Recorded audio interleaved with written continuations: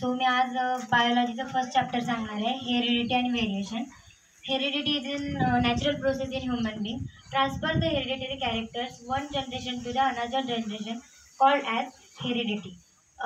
The theory of evolution is slowly gradual changes in another process is called as evolution.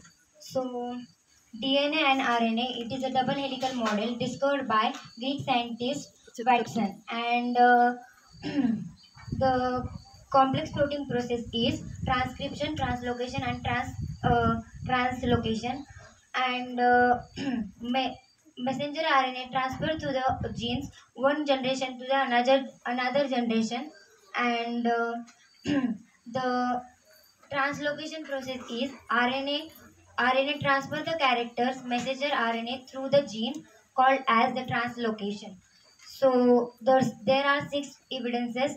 First is palatological evidences. Second is connecting links. Fourth is vestigial organs. There are many types of evidences. So these evidences have common ancestors and common origin, connecting to the bones to the human-like body. So human evolution is a ape-like animal. Ape-like animal just transfer the characters one generation to the another generation.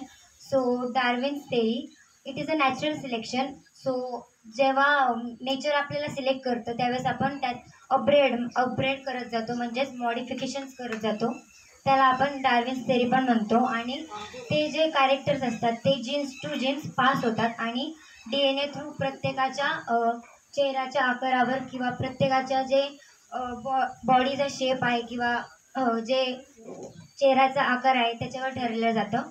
So hey serve jeans ज्यावेळेस एकत्र एका व्यक्तीच्या किंवा एका माणसाच्या बॉडीमध्ये येतात त्यावेळेस ते कॅरेक्टर ज्यावेळेस पास होतात त्यावेळेस त्याच्यामध्ये एक कॉमन ॲन्सेस्टर असतो आणि तो प्रत्येकातच असतो.